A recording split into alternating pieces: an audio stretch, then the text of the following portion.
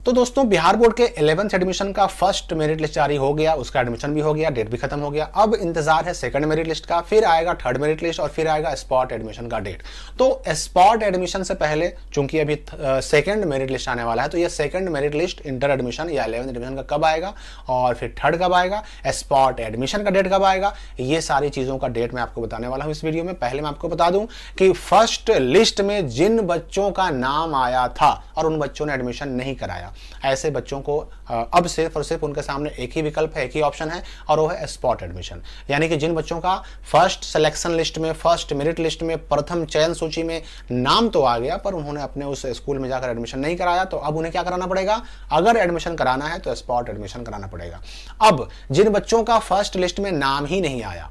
उन बच्चों को सेकंड मेरिट लिस्ट का वेट करना था। तो ऐसे बच्चों को मैं बता दूं कि सेकंड मेरिट लिस्ट जुलाई लास्ट होते होते कभी भी या अगस्त के शुरुआत में आ सकता है। और जैसे ही ये सेकंड मेरिट लिस्ट का एडमिशन डेट खत्म होगा, मोटा मोटी मान के चलिए कि ये 7 से 10 अगस्त के आसपास होगा और उसके बाद फिर आएगा थर्ड मेरिट लिस्ट। तो 15 अगस्त के बाद आपका स्पॉट एडमिशन शुरू हो जाएगा। और स्पॉट एडमिशन का डेट 2 बार रहता है, एक बार आएगा डेट, उस डेट पे एडमिशन होगा और उसके बाद जब एक बार डेट खत्म हो जाएगा तब उसको फिर से एक बार एक्सटेंड किया जाता है, बढ़ाया जाता है। तो 15 अगस्त के बाद स्पॉट एडमिशन का डेट होगा। अब यहाँ पर कुछ बच्चे कंफ्यूज रहते हैं कि जो बच्चा मान लेते हैं कि सब्जेक्ट अपने यहाँ जो है, जहाँ उसने एडमिशन कराया वहाँ पर उसने एडमिशन फॉर्म भरा, उसमें सब्जेक्ट चुन लिया, अब आगे उसका सब्जेक्ट वही रह जाएगा या फिर चेंज होगा, या फिर जिन बच्चों का एडमिशन के दौरान 11th एडमिशन के दौरान उनको एडमिशन फॉर्म भरने का मौका ही नहीं दिया गया, तो उनका क्या होगा। तो इन सारी चीज़ों के लिए बिल्कुल निश्चिंत रहना है। फाइनली जब आपका एडमिशन हो जाता है तो एक बात बिल्कुल दिमाग में रखिए कि अभी आपने चाहे एडमिशन में कोई भी सब्जेक्ट चुना हो, कोई भी सब्जेक्ट चुना हो आपने, वो सब्जेक्ट से आपको फिलहाल कोई मतलब नहीं है, क्योंकि आप जब रजिस्ट्रेशन होते वक्त रजिस्ट्रेशन का फॉर्म भरिएगा ना, उस वक्त जो उस फॉर्म में आप सब्जेक्ट सेलेक्ट करेंगे, चुनेंगे, वही सब्जेक्ट आपका रजिस्ट्रेशन कार्ड पे आता है और वही सब्जेक्ट आपको एग्जामिनेशन फॉर्म पे भरना पड़ता है और उसी सब्जेक्ट का आपको इंटर का एग्जाम देना पड़ता है। तो एडमिशन में अगर फॉर्म भरवाया गया तो आपने क्या चुना उससे भी कोई टेंशन नहीं है, या फिर अगर आपका एडमिशन के दौरान एडमिशन फॉर्म भरवाया ही नहीं गया तो उससे भी कोई टेंशन नहीं है। फाइनली आप सब्जेक्ट कब चुनेंगे, तो रजिस्ट्रेशन के टाइम में चुनेंगे। अब यहां पर मैं बता दूं कि जिन बच्चों ने किसी कारण से अभी तक इंटर में एडमिशन के लिए ऑनलाइन ही नहीं किया, तो उसके लिए भी वही स्पॉट एडमिशन लास्ट मौका है। स्पॉट एडमिशन का डेट आएगा तो वो दोबारा से ऑनलाइन करके और चाहे तो 11th में एडमिशन करा सकते हैं। साथ ही जिन बच्चों का first merit list, second merit list या फिर थर्ड मेरिट लिस्ट, तीनों में से किसी में भी एडमिशन हो गया हो, यानी अभी तो फर्स्ट वाला हुआ है, सेकंड तो बाकी है, तो आपका चाहे फर्स्ट में हो गया हो, सेकंड में हो जाए या फिर आगे आने वाले थर्ड मेरिट लिस्ट में एडमिशन हो जाए,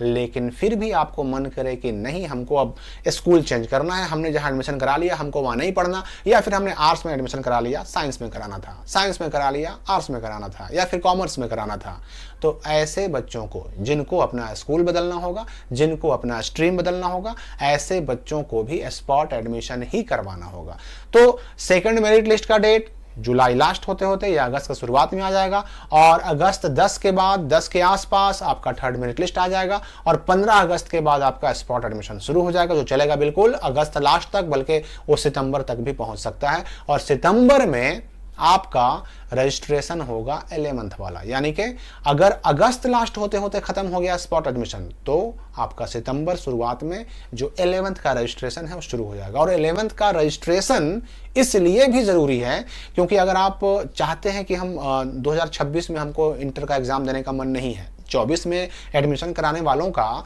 इंटर का एग्जाम तो 26 में ही होगा, तो अगर किसी का मन है कि नहीं हम एडमिशन तो करा लिया लेकिन हमको 26 में इंटर का एग्जाम देने का मन नहीं है, तो ऐसे बच्चों को अगर छोड़ना भी है ना तो रजिस्ट्रेशन करा के छोड़िएगा। क्योंकि अगर आप ऐसे ही सिर्फ एडमिशन करा के छोड़ देते हैं कि चलो अगले साल हम रजिस्ट्रेशन करा लेंगे, तो याद रखिएगा कि जिस साल आपने एडमिशन कराया उसी साल आपका करंट स्टूडेंट रहते हुए ही आपका केवल 11th का रजिस्ट्रेशन हो सकता है। और रजिस्ट्रेशन इसका 2 बार भी नहीं होता। ऐसा नहीं कि 11th में अलग से होता है और 12th में अलग से होता है, नहीं, सिर्फ एक ही बार होता है और 11th में रहते हुए होता है। तो अगर किसी को मन है कि नहीं हमको